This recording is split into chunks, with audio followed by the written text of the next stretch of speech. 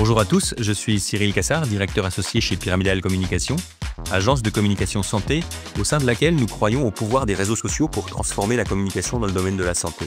À l'occasion de la Journée mondiale contre le cancer, nous avons voulu mettre en lumière le rôle essentiel de médecins ou experts, digital opinion leaders, qui partagent leur savoir et leur vision sur des plateformes digitales comme LinkedIn. Aujourd'hui, nous avons le privilège d'interviewer le docteur Lucien Lamy, médecin engagé qui a choisi LinkedIn pour sensibiliser et fédérer une communauté autour des enjeux en cancérologie. À travers son expérience, il illustre parfaitement l'impact qu'un médecin peut avoir en s'exprimant sur un réseau professionnel. Le docteur Lamy partage avec nous son parcours, ses motivations et ses conseils pour les professionnels de santé qui souhaitent eux aussi prendre la parole. Bonjour docteur Lamy. Bonjour Cyril. Est-ce que vous pouvez vous présenter en quelques mots pour notre audience? Oui, je suis Lucien Lamy, je suis docteur en cancérologie, donc en cancérologie radiothérapie plus spécifiquement, c'est-à-dire que j'ai une spécialisation en oncologie médicale et une surspécialisation en radiothérapie. Je travaille en région parisienne à Versailles et je fais ma formation à Paris et en partie à Lausanne. J'ai pris le parti, moi, de m'intéresser à l'intelligence artificielle et surtout aux enjeux éthiques en médecine avec un master 2 en éthique médicale, dans lequel je me suis intéressé justement au changement de savoir-faire et les dilemmes que ça posait dans ma spécialité. Alors justement, dans ce cadre, vous avez choisi depuis un an de communiquer activement sur LinkedIn. Qu'est-ce qui vous a motivé à faire ce choix? Bah, alors j'ai toujours aimé, écrire, d'une part et j'écrivais initialement sur des réseaux comme Instagram, mais plutôt pour parler de la vie, de la poésie du quotidien finalement et j'ai vu à un moment LinkedIn, j'utilisais pas du tout ce réseau et j'ai vu certains auteurs, commencer à partager leur vécu et je me dis: «Ah bon, c'est possible de faire ça?» Et donc j'ai commencé à écrire un premier texte où je m'interrogeais des questions que je vivais tous les jours, que ce soit vis-à-vis de la mort ou de la maladie et j'ai vu une superbe réception du public et en fait, j'ai remarqué que LinkedIn est un réseau, finalement, où on peut prendre le temps d'écrire, où les gens prennent le temps de lire et donc et vu que ça prenait, que ça intéressait, que je pouvais faire du format un peu long et construit, je prenais plaisir à écrire, les gens prenaient plaisir à me lire et ensuite, voilà, j'ai continué. Et quelle est la composition de votre audience sur LinkedIn? Alors la composition de mon audience finalement c'est, bah, ça reste de sur LinkedIn c'est un réseau professionnel, mais finalement il y a à la fois des gens qui sont actifs, des gens qui sont en recherche de métier et des gens parfois qui sont retraités, qui ont arrêté de leur profession. Et vu que je traite de sujets qui essaient d'être accessibles, il y a une audience qui est assez générale, assez, j'ai à la fois des gens dans la santé, mais pas que, des gens qui proposent par des solutions, techniques aux professionnels ou parfois même des gens qui connaissent de près ou de loin des gens qui ont été malades. Et quel type de retour, est-ce que vous recevez sur vos publications? Et j'ai des super retours, je dois dire que j'ai beaucoup de chance, hein, parce que les personnes prennent le temps de répondre à mes posts et d'ailleurs je regrette pour ceux qui m'entendraient, à qui je n'ai pas répondu parce que parfois je reçois beaucoup de commentaires extrêmement construits avec des vraiment les personnes prennent le temps d'écrire et d'exprimer leurs ressentis, mais pas avec une simple phrase «merci». Parfois c'est vraiment des vrais textes, hein et et je vois que ça se mobilise parce que les personnes se répondent entre elles, enclenchent des débats et je n'ai pas comme, parfois sur certaines réseaux, on peut avoir beaucoup de haters, c'est-à-dire des gens qui seraient là juste pour dire ce qui ne va pas et ce qui n'est pas bien et que globalement, j'ai rien à faire ici. On va dire que 99 des messages que je reçois ou les commentaires que je reçois sont des commentaires qui sont encourageants, qui invitent à la réflexion et pour ça, j'ai énormément de chance. Alors vous abordez le cancer dans chacune de vos publications en choisissant vos mots et vos sujets avec attention. Quelles sont vos priorités ou vos inspirations dans ces choix? Alors j'essaie de pas parler que du cancer, mais et également finalement de la vie face à la maladie. Je remarque finalement, plus j'écris, que je suis très inspiré par des auteurs comme Sartre ou Camus. En fait, je remarque que je suis plutôt un existentialiste, hein, parce que je crois que nous sommes libres et on est responsable de notre existence, même si, on est d'accord, le monde n'a pas de sens ultime. Chez Sartre, j'aime bien sa vision de la liberté plutôt comme un défi et chez Camus, voilà, c'est la révolte, hein, la révolte face à l'absurde et je pense qu'on est confronté à beaucoup d'absurdités et on se prend pas le temps finalement de s'en rendre compte et se poser les questions. Et et moi, mon but, hein, ça vous m'avez demandé mon but et mes inspirations, c'est ça?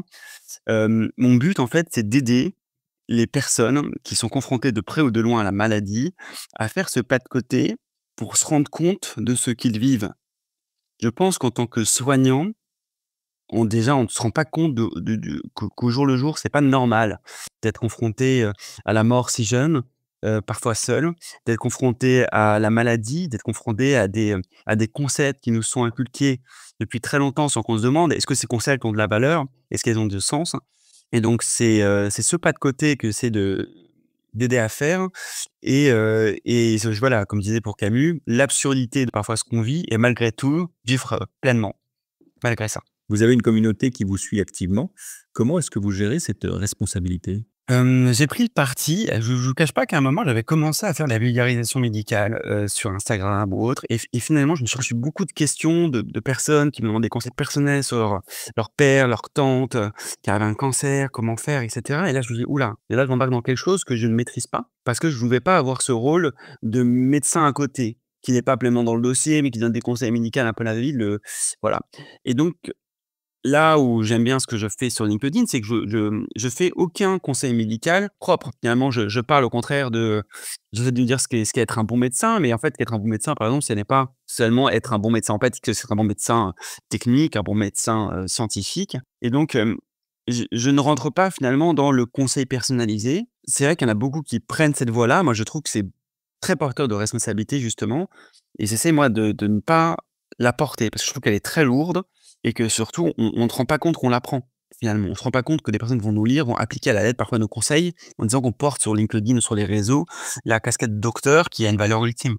Alors de plus en plus de médecins choisissent de s'exprimer sur LinkedIn et d'autres réseaux sociaux. Comment est-ce que vous percevez cette évolution? Où j'ai commencé par dire que je trouve ça super. Parce que, la médecine a été pendant très longtemps une science un peu secrète, hein, avec des mots latins, où on ne devait pas partager des connaissances, surtout pas, où, les ingénieurs avaient du mal à faire des projets avec les médecins parce qu'ils voulaient pas forcément partager. Aujourd'hui, on est dans l'inverse, peut-être un peu trop parfois, mais où on partage tout. On dit tout, où le patient aussi, il a tout en main pour prendre ses décisions et d'ailleurs le danger pour le médecin, c'est se dédouaner de sa responsabilité en partie d'aider à prendre la décision. Mais le fait que les médecins, partagent de l'information, c'est très utile à aujourd'hui où l'incidence des cancers explose, notamment à cause de la prévention qui n'est pas bonne, hein. On est toujours dans la guérir avant prévenir, alors qu'on devrait faire l'inverse comme le dit, le proverbe et donc faire de la prévention, c'est très bien. Il y en a beaucoup qui permettent de le faire, des cardiologues, des neurologues, chacun sur leur spécialité. La seule crainte que j'ai, c'est que finalement, aujourd'hui, dans ce torrent d'informations, on ne sait plus quoi penser. On connaît, voilà, les valeurs ultimes, le tabac, l'alcool, la sédentarité. Mais après, pour tout ce qui est un peu alimentation, un peu plus spécifique, je pense que les personnes reçoivent beaucoup d'injections et donc faire attention aussi à pas noyer les individus. Et aussi, il faut que le but premier, selon moi, faut que ça soit au service du patient, soit en aidant le patient pour la prévention, pour l'information et cetera et pas la visibilité. Parce qu'on est d'accord, on gagnera tous une visibilité à partager, finalement, à essayer d'exprimer nos opinions et à aider les personnes via ce biais-là, mais que ce soit le bénéfice secondaire, on va dire, de cette pratique. Donc finalement, ce serait le conseil que vous donneriez à vos collègues médecins qui hésitent à partager leur expertise sur les réseaux sociaux? Je dirais pas qu'il faut absolument partager son expertise. Parce que déjà, on n'a pas de moi je déjà, il faut vraiment que je lise dans votre podcast, hein, je me considère pas supérieur à aucun médecin. Je pense qu'on a tous des choses, on est plus ou moins bons. Moi, je sais que la communication, c'est une de mes, valeurs que j'essaye, voilà, d'entretenir et il faut pas se forcer à, communiquer sur les réseaux. Il y a la médecine d'abord, c'est un métier de terrain, hein. Il faut prendre soin des patients, être là pour eux, être bon cliniquement, être bon scientifiquement. Je pense que ça vient après. Aujourd'hui, je pense que, ouais, il y a dans beaucoup de spécialités, il y a peut-être une course à devenir, visible et on a aussi les centres, on demande: soyez plus visible». Mais, je pense que c'est pas la priorité. Il faut le faire si on est à l'aise, si on a des choses à partager, des choses à dire et qu'on ça nous donne envie. Moi, je vous conseille, si vous voyez un post, vous dites: «Voilà, ah moi j'aimerais bien aussi partager mes histoires et cetera», mais par contre, il faut se lancer. Et il faut pas, compter le nombre de likes ou le nombre de partages parce que ce qui est important, c'est il faut dire toujours: «Voilà, ce message, j'avais envie de le dire, il est dit, qu'il trouve son public ou pas, c'est pas grave, au moins c'est quelque chose que j'ai envie de partager». Dans votre domaine, la cancérologie, comment est-ce que, selon vous, un réseau social comme LinkedIn peut contribuer à une meilleure sensibilisation et à une évolution des pratiques?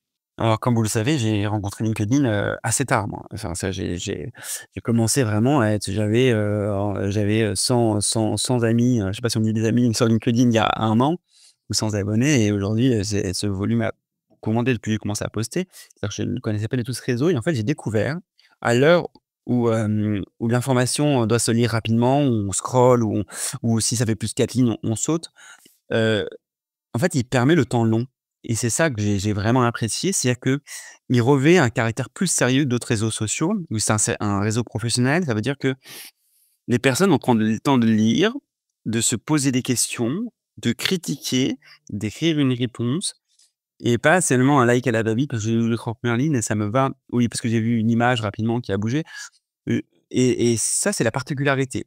C'est-à-dire que je trouve que les gens prennent le temps de lire et en médecine où il y a de la complexité, il y a énormément de complexité en médecine et en cancérologie, le temps long est nécessaire.